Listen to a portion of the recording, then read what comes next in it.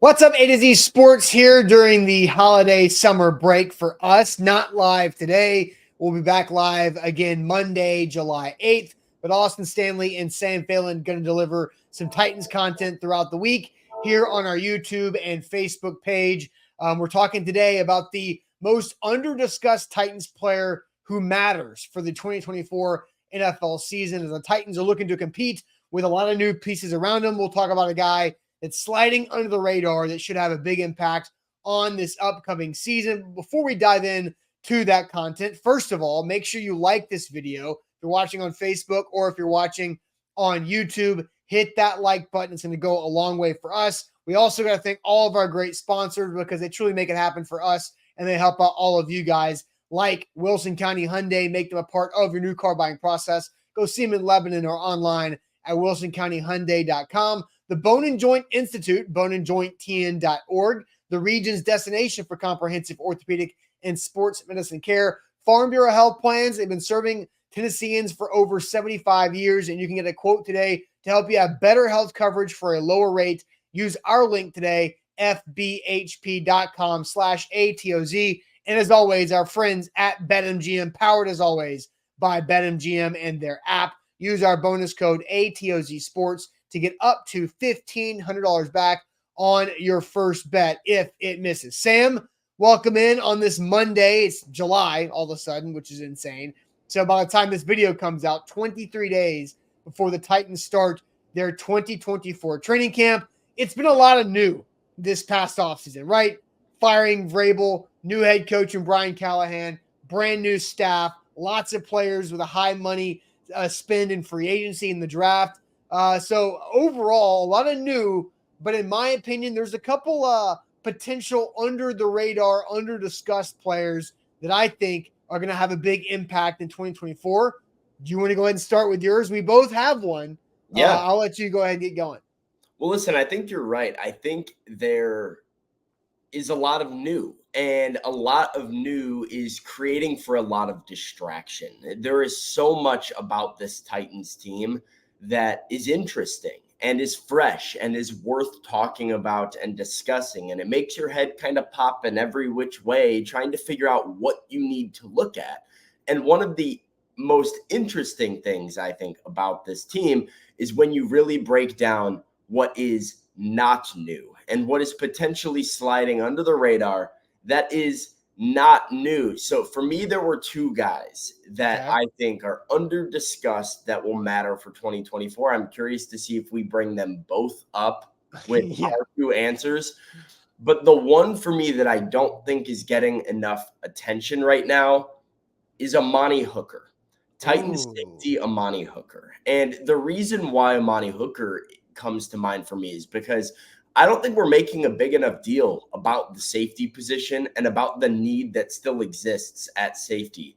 It's been fun to talk about L'Jarius Sneed and Chidobe Awuzie and breakout candidate Roger McCreary and all of these different additions to both the offense and the defense.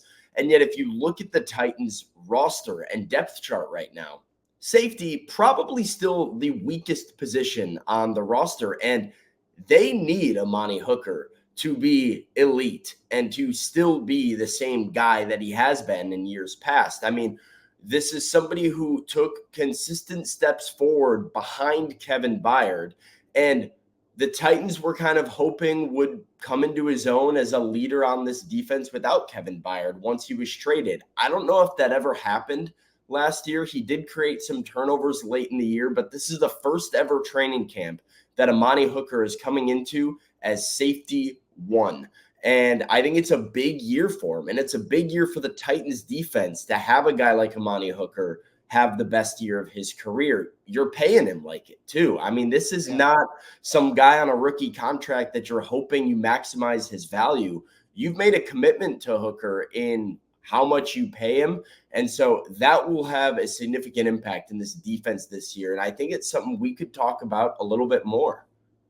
No, without a doubt. And I think with Amandine Hooker, he is the sixth highest salary cap hit of this roster behind Sneed, Ridley, DeAndre Hopkins, Jeff Simmons, and Harold Landry. And I think the under-discussed aspect of Amandine Hooker is nailed spot on, Sam, because I think the only real conversation we've had about Amandine Hooker is, oh, he wants to wear the green dot. He reached out to Rand Carthon after the Titans drafted Cedric Gray on day 3 of the draft and he said, hey, what can I do to wear the green dot and be the voice of the defense on the football field with that communications thing? But other than that, like, yeah, you're right. There's been a lot of not a lot of discussion with Amandine Hooker. And look, it's tough in OTAs and mini camps. Defensive backs are playing 7-on-7, but it's more about the offense. They don't do a lot of sexy drills in that position group. It's going to get a lot of video views on social media, like wide receivers and even the offensive line has had this year. So I think Amandine Hooker is a really good one, in my opinion. Yeah,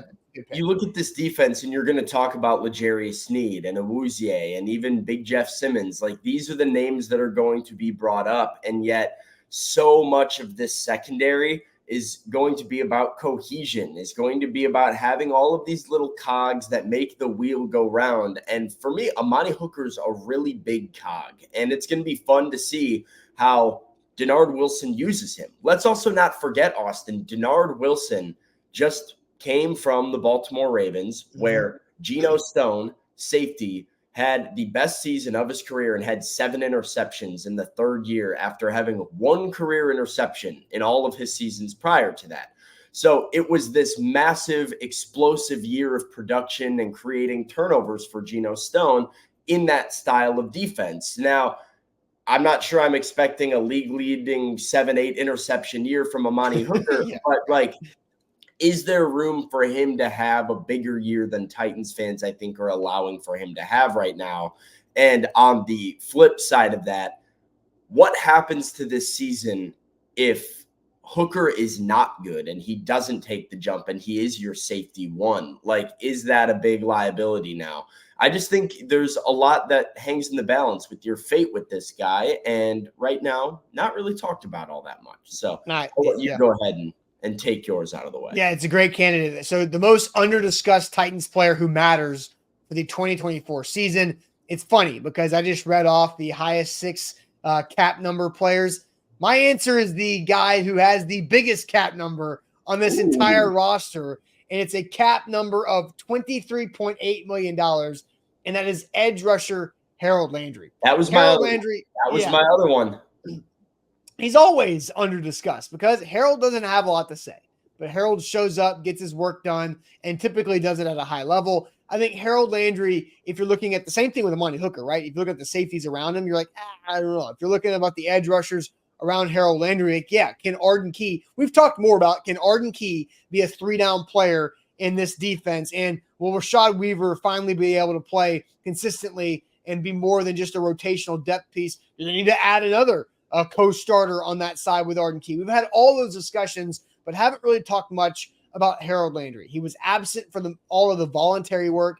He showed up when it became mandatory for minicamp in early June. But outside of that, you haven't really heard much at all from Harold Landry. And I think it's interesting because I don't know if you go around the NFL, the highest cap hit guy is somebody who probably runs headlines or creates topics around that media and fan cycle. But Harold Landry does not.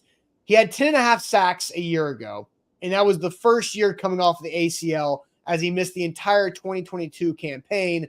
And I think if you look at edge rushers who have an ACL tear, how many of them get to double-digit sacks that first season back from the ACL? Probably not many. And Harold did. Now, he only had 1 sack in his first 5 games. Then he came back on a vengeance and had 9.5 sacks over the final 12 games of the season for the Titans. He had 5 sacks in the last 5 games for the Titans combined. So if you put that pace that he was on, that's a 13.5 sack season for Harold Landry on the last 12-game stretch of what he was averaging. And you think that's just the first year back from the ACL. He told us in mandatory minicamp when he talked to the media, he hasn't even thought about the knee. He looks explosive, twitchy, quick, bulked up, yoked, all those things that Harold Landry does look at physically, but he looks refreshed. And I expect year 2 off the ACL to be even better. His career high sacks is 16 in a year. That came in 2021 when he got that extension, which has him with the highest cap hit. But I expect Harold Landry to be in that 13 to 15 to 16 sack range this year, especially if Jeff can be Big Jeff Simmons and Devondre Sweat can be serviceable and a positive as the 38th overall pick, how much room does that free up for Harold on the outside? So he is my most under-discussed Titans player who matters for this 2024 season. Yeah, I mean, it's the quietest double-digit sack season maybe ever, what Harold Landry did last year, because so much of the discussion around Harold was, hey, he's still not 100%. Harold doesn't really look like himself, and that just kind of seemed to be the narrative. And then you look up at the end of the season and go, 10 and a half sacks. I mean, he's one of 24 defensive players to get to double-digit sacks last year. And so he was one of 20 edge rushers to get to that mark. And like you said, that's with a really, really slow start to the season. Now you're talking about a guy in that second year off the ACL, which should see him back to his regular explosive self and in a defense that I think suits him much more than last year's defense, with potentially more help on the defensive line. I think this is really, really interesting. And this is why he was the other one that I considered, because should he return to that 12 and a half, 13 sack form that he was in 2021, all of a sudden he's a top 10 pass rusher in the league, which is what the Titans paid him to be. So this could be a year that you see Harold Landry take that step as well. And I agree, not talked about, weirdly enough. For all the pieces in the Denard Wilson defense that are getting attention right now, Harold Landry, not one of them, and yet could sneaky have the best season of his career and do something that not many Titans players have done ever. Maybe nobody has done ever, which is have 3 double-digit sack seasons in a Titans uniform. So I like that pick. It's a great pick. Harold and Amandine Hooker both to me are these quieter presences, these quieter guys that don't necessarily draw a lot of attention to themselves unnecessarily. And because of that, I do think it's easy for them to fly under the radar, but that doesn't make them any less essential to the Titans season. And I would say similar to Amandine Hooker, Austin, for your point, to help your point a little bit, if Harold Landry is not good and does not have a good season, what does that mean for the Titans defense? And how much does that crush and affect them? And, that really hasn't been talked about because he's their only consistent pass rusher right now.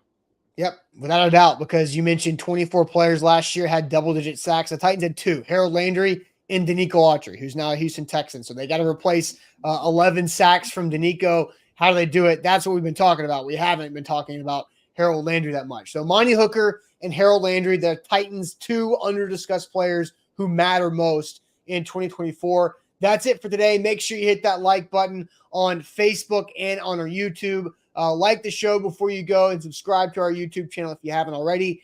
We'll be back on Tuesday for another Titans topic as we'll be back live on Monday, July 8th. Hope everybody enjoys their summer as we're on our summer holiday break. We'll catch you guys later on. Appreciate it as always.